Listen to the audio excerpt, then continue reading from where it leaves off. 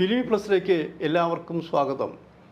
ഇത് മെയ് മാസം പകുതിയായിട്ടുള്ളൂ. അപ്പോൾ ഈ 5.5 മാസത്തിനുള്ളിൽ 5-8 സിനിമകളിലൂടെ 1000-ലധികം കോടികൾ ഉണ്ടാക്കിയ മലയാള സിനിമയാണെന്ന് ആലോചിക്കണം. അപ്പോൾ അതൊരു വലിയ സന്തോഷത്തിൻ്റെ ദിവസങ്ങളാണ്. കൊച്ചു കൊച്ചു സിനിമകളാണ് കൂടുതൽ കോടികൾ കൊയ്തെടുത്തത്. അവിടെ സൂപ്പർ സ്റ്റാറുകൾ ഒരു പ്രശ്നമായിരുന്നില്ല എന്നാലോചിക്കണം. എന്നാൽ സൂപ്പർ സ്റ്റാറുകളും വേണ്ടേ? അവരുടെ സിനിമകൾ ഓടാൻ പറ്റുമോ എന്ന് ചോദിക്കേണ്ടതായിരിക്കും. അവരുടെ സിനിമകളും കോടികൾ കൊയ്തവയാണ്. ഏറ്റവും ഒടുവിൽ മമ്മൂട്ടിയുടെ ബ്ലാക്ക് ആൻഡ് വൈറ്റ് സിനിമ ആരും കാണില്ല എന്ന് വിചാരിച്ചിരുന്ന സിനിമ 75 കോടി നേടിക്കഴിഞ്ഞെന്ന് ആലോചിക്കണം. അതുമാത്രമല്ല, പണം മാത്രമല്ല, പേര്, അത് ഇതുവരെ കിട്ടാത്തൊരു പേര്. വളരെ ചുരുക്കം കഥാപാത്രങ്ങളിലൂടെ ഒരേ സമയം വില്ലനും നായകനുമായി മമ്മൂട്ടി കസറി എന്നാണ് പറയുന്നത്. അത് പറയൽ മാത്രമല്ല, വെറും പറച്ചിലല്ല, അതൊരു സത്യമാണെന്ന് ആലോചിക്കണം. അപ്പോൾ അത് കഴിഞ്ഞ വർഷം മുതൽ ഈ നമ്മൾ ചെസ്സ് കളിക്കുന്നത് പോലെ വളരെ ആലോചിച്ച് എതിരാളിയുടെ നീക്കങ്ങൾ മുൻകൂട്ടി കണ്ട് നമ്മൾ കരുനീക്കം നടത്തുന്നത് പോലെയാണ് മമ്മൂട്ടി കളിക്കുന്നതെന്ന് ആലോചിക്കണം. വരാനിരിക്കുന്ന സിനിമകൾ ഏതൊക്കെയാണെന്ന് കണക്ക് കൂട്ടുന്നു. അതിനനുസരിച്ച് പരാജയപ്പെടാതിരിക്കാൻ വേണ്ടി തൻ്റെ സിനിമകൾ എപ്പോൾ എങ്ങനെ ചാർട്ട് ചെയ്യണമെന്ന് തീരുമാനിക്കുന്നു. ഇപ്പോൾ ബ്രഹ്മയുഗം കഴിഞ്ഞിട്ട് വന്ന് കുറേ നാളുകളായി. ഇപ്പോൾ പുതിയൊരു സിനിമ വരുന്നു, ടർബോ. ഈ ടർബോ അധികം പബ്ലിസിറ്റി ഒന്നും കൊടുത്തിരുന്നില്ല. മമ്മൂട്ടിയുടെ പടങ്ങളൊക്കെ ഈ അടുത്ത കാലത്ത് അങ്ങനെ വലിയ പബ്ലിസിറ്റി ഒന്നും കൊടുക്കുന്നില്ല എന്നുള്ളതാണ്. പബ്ലിസിറ്റി കൊടുക്കാത്തതാണ് ആ സിനിമയുടെ ഏറ്റവും വലിയ പബ്ലിസിറ്റി എന്നാണ് പറയപ്പെടുന്നത്.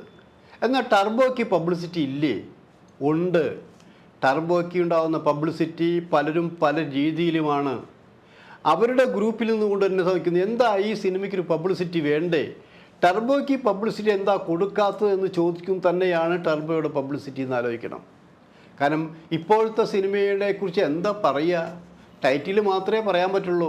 അല്ലെങ്കിൽ നായക നടൻ്റെ പേര് പറയാം, എഴുത്തുകാരൻ്റെ പേര് പറയാം, സംവിധായകൻ്റെ പേര് പറയാം, ബാനറിൻ്റെ പേര് പറയാം. വേറൊന്നും പറയാനില്ല എന്നുള്ളതാണ്. കാരണം എന്താ? കഥ മനസ്സിലായ പ്രശ്നമാണ്, വേഷം മനസ്സിലായ പ്രശ്നമാണ്, ഡയലോഗ് മനസ്സിലായ പ്രശ്നമാണ്, എല്ലാം പ്രശ്നമാണെന്ന് ആലോചിക്കണം. അങ്ങനെ പ്രശ്നമാക്കി വെക്കുമ്പോഴാണ് ഇതിൻ്റെ രഹസ്യങ്ങളൊന്നും പുറത്ത് വിടാത്തത്. അത് കുറേ കാലമായി തുടങ്ങിയിട്ട്. അതെന്തോ ആയിക്കോട്ടെ, അവർ പുറത്ത് വിടുകയോ വിടാതിരിക്കുകയോ ചെയ്തോട്ടെ. പക്ഷേ ഒരു കാര്യം ആലോചിക്കണം, നമ്മൾ പുറകിലോട്ട് പോകുമ്പോൾ ഉത്തമമായ സാഹിത്യ കൃതികളെ ആണ് പലരും ഇവിടെ സിനിമയാക്കിയിരിക്കുക. അതിലേറ്റവും കൂടുതൽ KS സേതുമാധവൻ എന്നുള്ള സംവിധാനം എടുക്കുക. അദ്ദേഹത്തിൻ്റെ 99% സിനിമകളും സാഹിത്യകൃതികളെ മുൻനിർത്തിയുള്ളതായിരുന്നു. അത് പേരും പ്രശസ്തിയും നേടിയ സിനിമകളായിരുന്നു ആലോചിക്കണം. അതിലെ കഥയറിയാം, വേഷങ്ങളറിയാം, ആരാണ് എഴുതിയെന്നറിയാം, എല്ലാം അറിയാം. എല്ലാം അറിഞ്ഞിട്ടും ആ സിനിമ കാണാൻ തടിച്ചുകൂടിയ ജനങ്ങളാണ് തിയേറ്ററിലേക്ക് ആലോചിക്കണം. ആ സ്ഥാനത്താണ് ഇവിടെ നായകനോ നായികയോ ധരിച്ച വേഷം പോലും പറയാൻ മടി കാണിക്കുന്നത്. എന്തോ ആയിക്കോട്ടെ, നമ്മൾ ടർബോയിലേക്ക് തിരിച്ചു വരാമെന്നുള്ളതാണ്. മമ്മൂട്ടി ടീം ഒരു കാര്യം തീരുമാനിച്ചിരിക്കുന്നു. ഇപ്പോൾ ടർബോ, അതായത് ഇപ്പോൾ പല സിനിമകളും ഒരാഴ്ച കൊണ്ട് 2 ആഴ്ച കൊണ്ട് കോടികൾ സമ്പാദിക്കുമ്പോൾ 3 ദിവസമാണ് ഒരു ടാർഗറ്റ് അവർ വെച്ചിരിക്കുന്നത്. മമ്മൂട്ടി വെച്ചതാണോ എന്ന് ചോദിച്ചാൽ അറിയില്ല. അറിയാത്ത കാര്യം പറയുന്നത് ശരിയല്ലല്ലോ. പക്ഷേ മമ്മൂട്ടിയുടെ കമ്പനിയും മമ്മൂട്ടിയുടെ ആരാധകരും മമ്മൂട്ടിയുടെ ഫാൻസുകാരും കൂടി ഒരു തീരുമാനത്തിലെത്തിയിരിക്കുന്നു. ടർബോ 3 ദിവസത്തിന് കൊണ്ട് 100 കോടിയിലെത്തിക്കുമെന്നാണ് അവർ പറഞ്ഞത്. വലിയ ടാർഗറ്റാണല്ലേ? അത് വിശ്വസിക്കാൻ പറ്റുന്നില്ല. പക്ഷെ പറയാൻ പറ്റില്ല. 2-3 ദിവസം കൊണ്ട് ഇവിടെ 50 കോടി 60 കോടിയൊക്കെ ആയിട്ടുണ്ട്. അപ്പോൾ ഒരുപക്ഷെ ഈ ടർബോ അമിതമായിട്ടുള്ള പബ്ലിസിറ്റി, ഇന്നർ പൊളിറ്റിക്സ് മാത്രം വന്നിട്ടുണ്ടെന്ന് ആലോചിക്കണം. പ്രത്യേകിച്ച് ഈ 73-ാം വയസ്സിൽ മമ്മൂട്ടിയുടെ അടി ആക്ഷൻ രംഗങ്ങളുണ്ടെന്ന് ആലോചിക്കണം. ഇതിലും വില്ലനും നായകനും ഏകദേശം ഒരുപോലെ മമ്മൂട്ടിയാണെന്ന് ആലോചിക്കണം.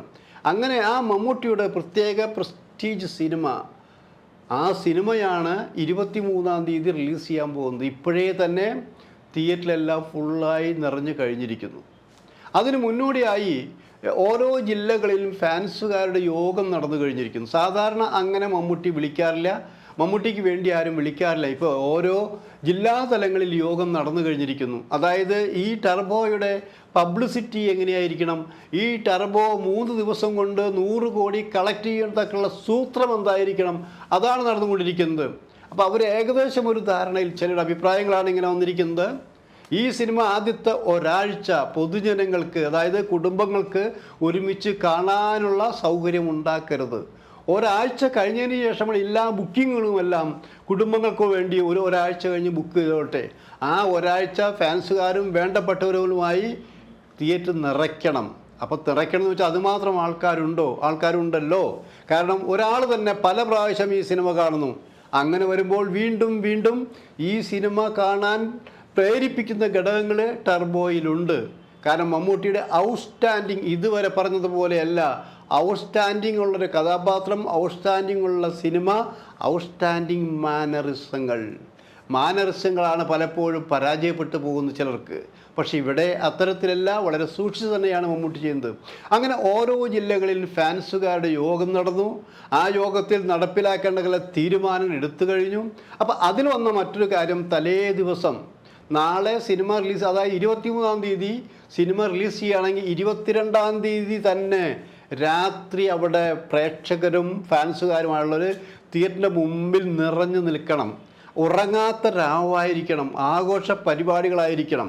അത് കഴിഞ്ഞ് രാവിലെ തന്നെ ക്യൂ നിൽക്കണം തിയേറ്ററിന് മുമ്പിൽ. തിയേറ്ററിൽ ക്യൂ നിൽക്കുമ്പോൾ, അതായത് 7 മണിക്കോ 6 മണിക്കോ 5 മണിക്കോ 8 മണിക്കോ സിനിമ തുടങ്ങുകയാണെങ്കിൽ അത് നീണ്ട ക്യൂ നിൽക്കണം. അപ്പോൾ സിനിമ ഹൗസ്ഫുള്ളാവുന്നു, അപ്പോഴും നീണ്ട ക്യൂ വരുന്നു. അപ്പോൾ ഇത് കാണുമ്പോൾ തന്നെ വലിയ മാറ്റങ്ങൾ ഉണ്ടായിരിക്കുന്നു. ഈ സിനിമ കാണണമെങ്കിൽ ഇത്രയും പെട്ടെന്ന് ബുക്ക് ചെയ്യുന്നുള്ളത്. അങ്ങനെയുള്ള തന്ത്രങ്ങൾ ആവിഷ്കരിച്ച് കഴിഞ്ഞു എന്ന് ആലോചിക്കണം. ആ തന്ത്രങ്ങൾ ആവിഷ്കരിക്കുമ്പോൾ അത് പരാജയപ്പെടില്ല. കാരണം ഇത് ജില്ലാ കേന്ദ്രങ്ങളിൽ തീരുമാനമെടുത്തപ്പോൾ ഗ്രാമങ്ങളിൽ തിയേറ്ററുണ്ട്. ഇപ്പോൾ അങ്ങനെ ലോകവ്യാപകമായിട്ടാണ് ഈ സിനിമ റിലീസ് ചെയ്യുന്നത്. അങ്ങനെ ഒരുമിച്ച് പിടിച്ചതുകൊണ്ട് എല്ലാം ഊറ്റിയെടുത്തുകൊണ്ട് 3 ദിവസത്തിനുള്ളിൽ 100 കോടി ഈ സിനിമയിലൂടെ നേടാൻ കഴിയണം എന്നുള്ള വാശിയോടെ എല്ലാവരും ഇറങ്ങി തിരിച്ചിരിക്കുകയാണെന്ന് ആലോചിക്കണം. അപ്പോൾ ചോദിക്കും, അത്രമാത്രം ഗംഭീരമാണോ ടർബോ, അതോ എല്ലാം വാരിയെടുക്കുന്നത് ഈ സിനിമയ്ക്ക് നെഗറ്റീവായിട്ടുള്ള എന്തെങ്കിലും അഭിപ്രായം ഉള്ളത് കൊണ്ടാണോ എന്ന് ചോദിച്ചേക്കാം. നെഗറ്റീവായിട്ടുള്ള ഒരു അഭിപ്രായവും ഇതുവരെ ആ സിനിമയെക്കുറിച്ച് കിട്ടിയിട്ടില്ല. കാരണം ഇത് മിനിമം ഗ്യാരണ്ടിയുള്ള എല്ലാവരും ഇതിലുണ്ടെന്ന് ആലോചിക്കണം. വൈശാഖാണിത് ചെയ്തിരിക്കുന്നത് ആലോചിക്കണം. ശരിക്കും വൈശാഖിൻ്റെ സിനിമകൾ നിങ്ങൾ കണ്ടിട്ടുണ്ട് ഇല്ലേ? അപ്പോൾ അത്തരത്തിലുള്ള സിനിമകൾ, മമ്മൂട്ടി അദ്ദേഹമുള്ള സിനിമകൾ മുമ്പും വിജയിച്ചിട്ടുണ്ടെന്ന് ആലോചിക്കണം.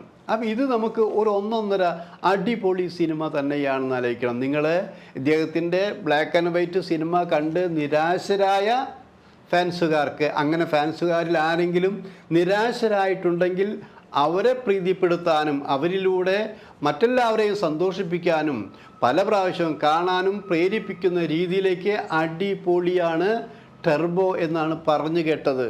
മമ്മൂട്ടി മൗനമാണെങ്കിലും മമ്മൂട്ടിയുടെ മൗനം തന്നെയാണ് വാചാലമായിരിക്കുന്നത് ആലോചിക്കണം.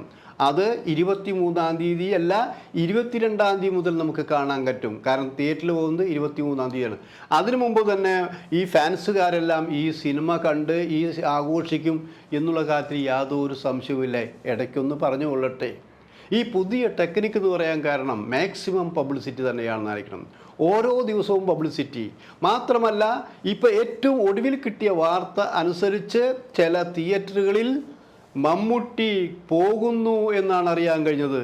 അങ്ങനെ വന്നാൽ എന്തായിരിക്കും? ആദ്യത്തെ 3 ദിവസം എല്ലാ കഴിയുന്നത്ര കേന്ദ്രങ്ങളിൽ മമ്മൂട്ടി പോകുന്നു എന്നുള്ള വാർത്തയാണ് കിട്ടിയിരിക്കുന്നത്. അപ്പോൾ പിന്നെ 100 കോടി തികയാതിരിക്കുമോ?